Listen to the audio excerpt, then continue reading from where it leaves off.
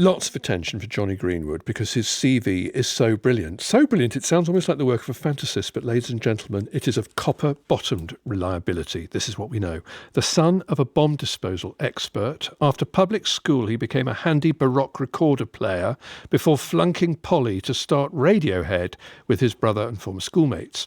30 million albums later, he's acclaimed as one of the best guitarists in the world. He's an Oscar-nominated composer of film scores, adept at the weirdest electronic instrument ever invented, the onde Martineau, and is red-green colourblind. How on earth does a musician of such vast sympathies even begin to choose his inheritance tracks?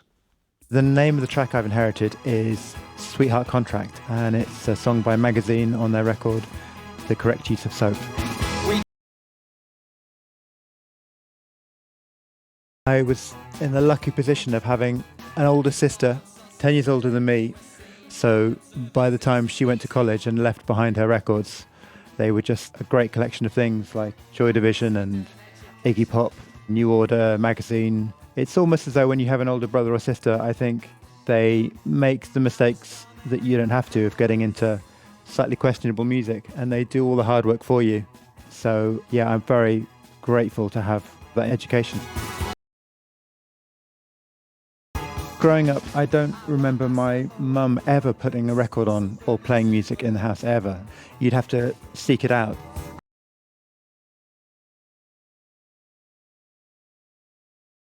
First single I managed to get hold of was Cool for Cats by Squeeze, and my mother's reaction was to throw it away because she thought it would be a terrible influence on me.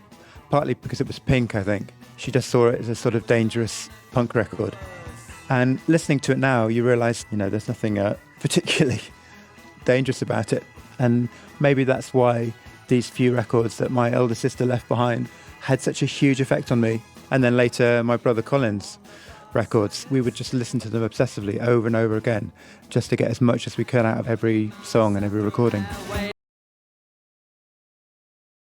My mum was a retired nurse. She had to raise the three of us alone. I think it was very tough on her. She was very encouraging in us making music. She'd drive me and Colin to the early band rehearsals in Talbot Horizon, and we'd play in all these village halls around Oxfordshire. It was the least kind of rough and urban beginning for a band. It was going to get the key off the church warden and making a joyful noise and then going home.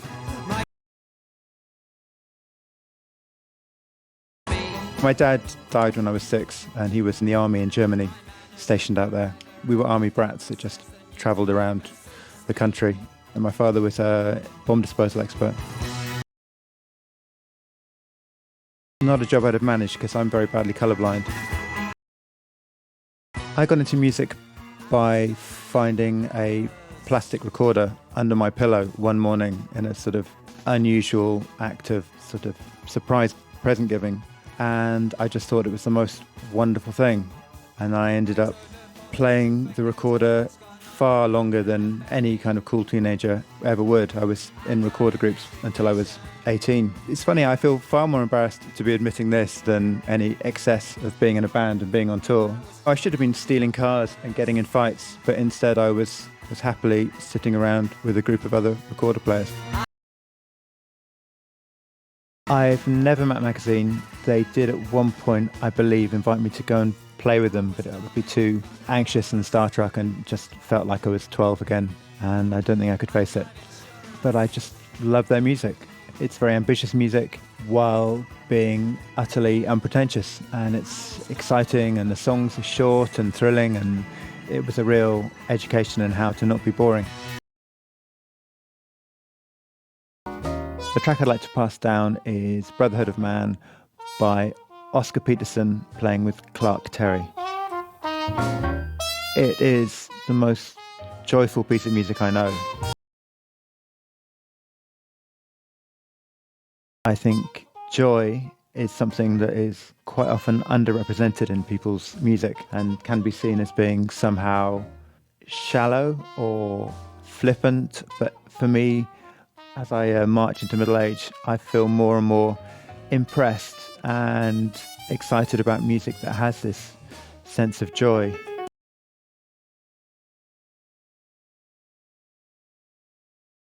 It always makes me think of that Larkin line about Sidney Bechet when he says that it falls on him like love should, like an enormous yes. And I think this is just 4 minutes of an enormous yes, this sort of glorious shout of abandon. It's wonderful music.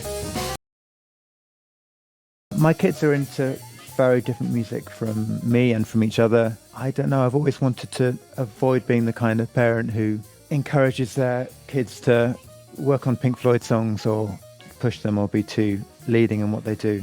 They're very young still as well. I mean, I didn't get a guitar till I was 14 or something, so there's really no hurry. If you're into it, you're into it, really. My wife's family come from Egypt and Baghdad, so I've been lucky to be introduced to popular Egyptian music from the 1950s, which is wonderful stuff. It's so passionate and romantic, and that's been the biggest influence on my daughter, who loves that kind of music and it actually has lessons learning Arabic singing, so it's exciting to see that tradition carrying on. My most valued prized possession is probably a signed script from Curb Your Enthusiasm, signed by Larry David. What could be more valuable and exciting than that? And it's fascinating, only because it is 3 pages long, and you realise how improvised all of those shows really are. Comedy's always been really important to me. I've listened to it with the same obsession as music. I could never do stand-up myself unless I've got a guitar to hide behind. I don't think I could ever do it. Every time during a Radiohead show, if Tom invites me to say something, I'm not into it. Although I'm starting to think more and more that this excessive shyness is just a kind of conceit, really, isn't it? The right attitude is to not care what anyone thinks about you. So I'm working on that, hence doing an interview now for Radio 4. I drive my family crazy by not having any hobbies outside of music. I don't know what I would do other than play some games with the kids. Just look forward to having a, Zoom cocktail party with a friend if I can manage it. I just want to hand this down to everyone who has an interest in music and the artistry of learning an instrument that involves other people, that involves playing in a group and creating this single organism that is jazz band or the string quartet or whatever. I think making music with people is greatest privilege and pleasure, and I feel very lucky that I've had the chance to do it. That's how you do it. Jonny Greenwood, who I desperately now want to be my friend. I have Zoom cocktails with him, and I also want to strum on my harp while he plays his Onde Martineau. You could make that happen, Nikki Beattie, if you cared. I do care, but you know what I was thinking? This is how fatuous I can be. Brotherhood of Man. I wonder how many people across the country went, save all your kisses for me. Come on, it wasn't just me. I love the idea that one of his children is learning to sing in Arabic. I have to say also my curation console is not lighting up with people who made that association. Okay. Leave it there.